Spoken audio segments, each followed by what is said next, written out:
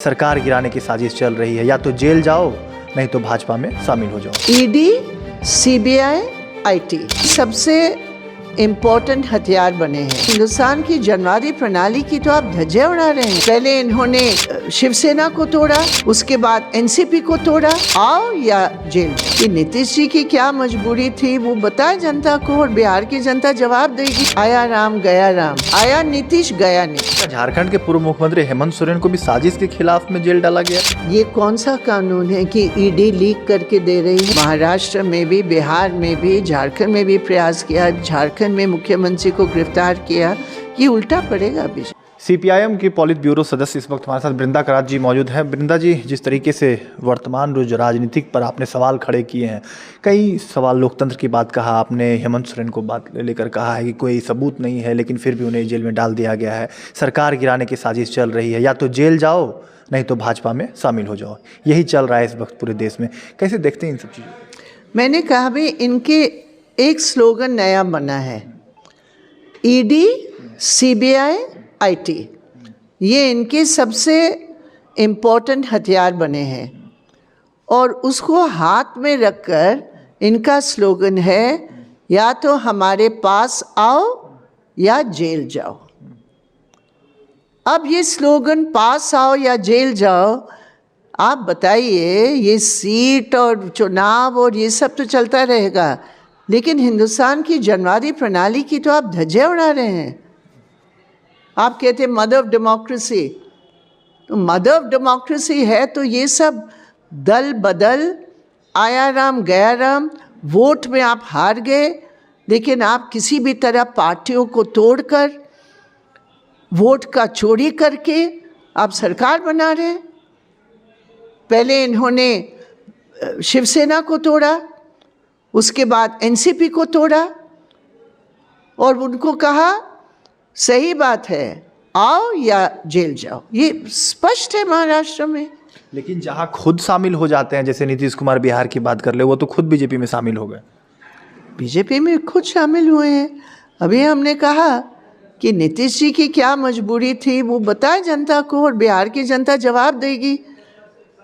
और तेजस्वी जी ने जो कल कहा बिल्कुल सही कहा कि कौन सा गारंटी है कि वो कल, क्योंकि ये शब्द आपने सुना है ना, आया राम गया राम। अभी वो पूरा कहावत ही बदल जाएगा हिंदुस्तान की पॉलिटिक्स में, आया नीतीश गया नीतीश, ये हालत बन गई है उनकी।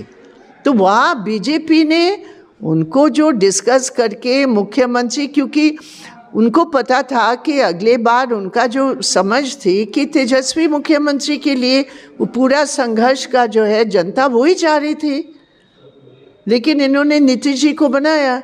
अब नीतीश जी सोचे कि भाई कुर्सी को भी बचाना है। वैसे में आगामी लोकसभा चुनाव को लेकर इंडिया गठबंधन किस तरीके से तैयारी करेगा, और क्या लगता है कि देखिए, जनता तैयारी कर रही है। क्या हो रहा है दिल्ली में?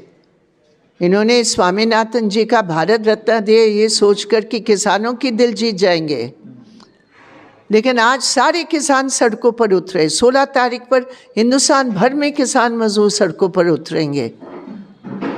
वो समझ गए ना, किसान बोल रहा है, भाई आपने हमें आश्वासन दिया कि आप एमएसपी के लिए कानून बनाएंगे, जो हमारे ऊपर झूठे मुकदमे आपने लगाए आप वापस लेंगे, आप 700 शहीद परिवारों की कुछ मदद करेंगे, ये सब कुछ कहा, लेकिन कोई भी नहीं वायदा पूरा किया। तो किसान भी आज बोल रहा है, मजदूर भी बोल रहा है, हर व्यक्ति बोल रहा है, मोदी सरकार की गारंटी, वायदा तोड़ो, भ्रम बढ़ाओ, ये इनका है।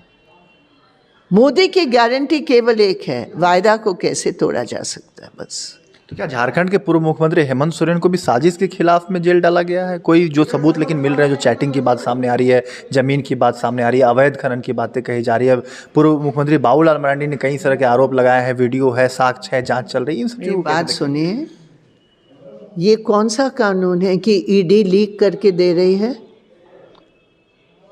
ये कौन सा तरीका है? सुप्रीम कोर्ट ने कहा कि नहीं कि जब तक चार्जशीट नहीं फाइल होती आप लीक क्यों कर रहे हो, आप किसी को बदनाम कर रहे हो। वो तो जवाब नहीं दे सकते हैं, लेकिन आप बोलते जा रहे हैं, अब लीक करते जा रहे हो। और ईडी के जितने खड़े हैं ना समर्थन करने वाले, वो सोचे उल्टा जब होगा तो क्या लगेगा उनको। भाई कानून कानून है, आप जांच कर रहे हैं। पहले तो ये होता था जांच में जब कोई दोषी माना जाता था उसके बाद जेल में, अभी तो पहले जेल में भेजो, बाद में साबित करो कि वो दोषी है कि नहीं। ये कौन सा तरीका, और सिर्फ कुछ ही लोगों के लिए। अभी ये तय हुआ, अभी ये आया है रिपोर्ट कि मध्य प्रदेश में बीजेपी सरकार के समय इतने सारे नर्सिंग कॉलेजेस हैं जहाँ कोई बिल्डिंग नहीं है, कोई प्रिंसिपल नहीं है, कोई स्टूडेंट नहीं है, लेकिन उनको लाइसेंस दिया गया, पैसा कमा रहे हैं। ईडी है वहाँ क्या? उस समय मुख्यमंत्री शिवराज चौहान के खिलाफ क्यों नहीं ईडी लगाया? व्यापक स्कैम में क्यों नहीं ईडी लगाया? तो ये सब सिलेक्टिव है भैया, ये जनता समझ रही है। और आपने पूछा गठबंधन क्या करेगी, ये मंच क्या करेगा, तो जनता कर ही रही है, तो समझ। और अगर इस बार इंडिया गठबंधन निश्चित रूप पर देगी, खामियाजा भुगतना पड़ेगा बीजेपी को। 14 लोकसभा सीट में डैमेज होंगे बीजेपी के वोट इन सब चीज़ों से। हमें तो लगता है कि अब इन्होंने जो दल बदलू का प्रक्रिया किया है, महाराष्ट्र में भी, बिहार में भी, झारखंड में भी प्रयास किया, झारखंड में मुख्यमंत्री को गिरफ्तार किया, ये उल्टा पड़ेगा बीजेपी। तो देखिए, हमें ये से हमारे साथ वृंदा करात जिन्होंने कहा है कि आगामी चुनाव में, लोकसभा चुनाव होने, विधानसभा चुनाव होने, इसका खामियाजा सीधे तौर से बीजेपी को भुगतने होंगे, सीट लॉस करने होंगे। और जनता में एक आक्रोश है, क्योंकि जिस तरीके से एक चुनी हुई सरकार को यहाँ डिस्टर्ब किया गया, पहले जेल में डाला गया, फिर सबूत इकट्ठे किए जा रहे हैं, पहले सबूत नहीं रहते हैं, पहले जेल में डाल दिया जाता है, उसके बाद सबूत इकट्ठे किए जा रहे हैं। इन तमाम चीज़ों को लेकर जो है कई सारी सवाल जो है खड़े कर रही हैं वृंदा करात ने कहा है कि आगामी चुनाव में जो है इंडिया गठबंधन एकजुट होकर जो है बीजेपी को करारा जवाब देगी। फिलहाल इसका इतना है। लाइव लगातार के रांची में कौशल कुमार। लाइव लगातार के वीडियो को लाइक करें, सब्सक्राइब करें और बेल आइकन को दबाना न भूलें।